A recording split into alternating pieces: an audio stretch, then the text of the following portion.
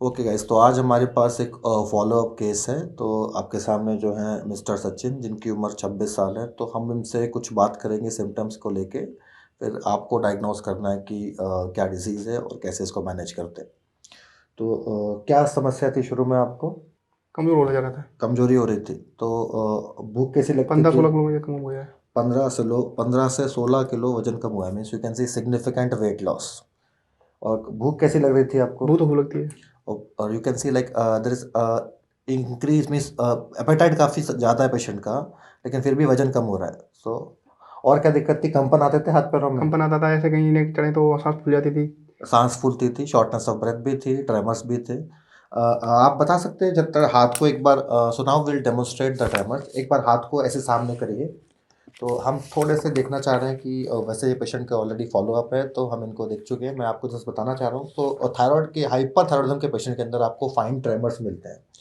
तो fine tremors को देखने के लिए आप देखोगे, ट्रेमर्स अगर आपको यहाँ दिखेंगे थोड़ा सा, आप देख सकते हो ये जो फाइन ट्रेमर्स अभी पेशेंट के अंदर दिख रहे हैं, पेपर को नहीं संभाल पा रहे हैं। सो फाइन ट्रेमर्स हैं पेशेंट की बॉडी के अंदर। और क्या समस्या हो रही है आपको? कुछ ऐसा भी हो रहा है कि दस्त लग रहे हो? 10 दो दो तीन बार हो जाता है दो तीन बार ऐसा। हुए थे, मीन्स डायरिया भी है। गर्मी ज़्यादा लगती है हाँ, आपको? गर्मी ज़्यादा लगती है, सब पसीना आ जाता है। पसीना ज़्यादा आता है, गर्मी ज़्यादा लगती है। तो आप देख सकते हो सारे के सारे क्लासिकल सिम्टम है। और अगर मैं आपसे पूछूं कि थकान महसूस होती है आपको? होती है सर बहुत ज़्यादा।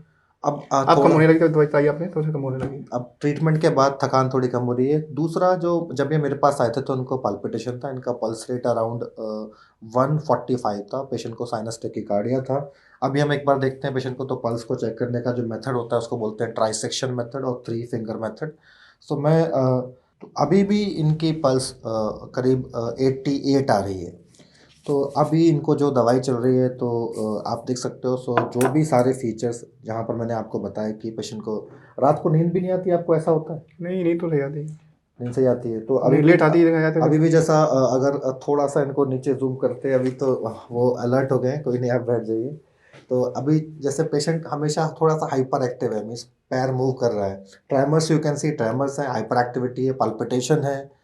बीपी पेशेंट का नॉर्मल था जब हमने पल्पेट किया था। डायरिया भी था। पेशाब भी ज़्यादा आता है। पेशाब ज़्यादा नहीं, नॉर्मल आता है वैसे ही। फटीग है, वीकनेस है, पॉलीयूरिया नहीं है पेशेंट को। और कुछ सेक्सुअल फंक्शन भी, वो क्या शादी हो करते गई हैं, आपकी? गाँव में टाइफाइड निकला था गाँव में। गांव में टाइफाइड निकला था हाँ कुछ। जी। सेक्सुअल फंक्शन, शादी हो गई आपकी? हाँ जी। तो सेक्स करने में कोई दिक्कत भी हो रही थी? अभी तो बेबी नहीं है, अभी अकेले रहते हैं। ठीक है। तो और कुछ ऐसा लगता है कि कमी हो रही है, मर्दाना ताकत में कमी आ रही है, ऐसा भी लग रहा है? हाँ, लगता है। तो आप देखोगे सेक्सुअल डिस्फंक्शन भी है। तो ये जब पेशेंट हमारे पास आए थे, एक बार इसको थोड़ा ऐसे कर लीजिए। इस बटन को कर लीजिए, बस बस एक बटन को ऊपर देखिए। जैसे थूक सटकते सटक के दिखाइए। थूक सटकते सटक के दिखाइए। तो अब ऐसे में जब हम पेशेंट को हमने देखा, तो इनका T3 T4 TSH हमने कराया। जनरली इस टेस्ट को हम खाली पेट कराते हैं। तो patient is a classical case. अभी तो जो ऑप्थेल्मोपैथी के फीचर्स हैं वो सबसाइड कर गए हैं, क्योंकि ये फॉलो अप केस है।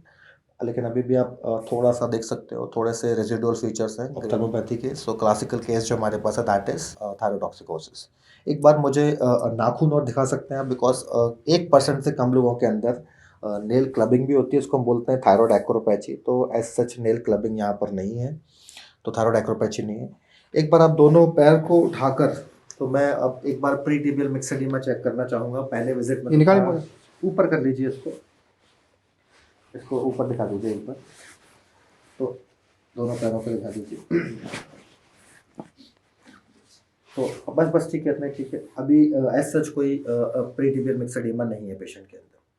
सो ट्रीटमेंट का असर काफ़ी अच्छा आ रहा है। अभी पहले से आपको कितना इम्प्रूवमेंट मिला है?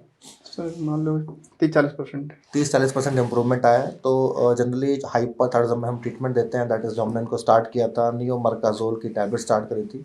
10 mg, 10 mg की गोली आपको चलाई थी। हाँ जी। तो 10 mg BD, और इसके साथ में हमने इनको प्रोप्रानोल दिया था, दैट इज बीटा ब्लॉकर।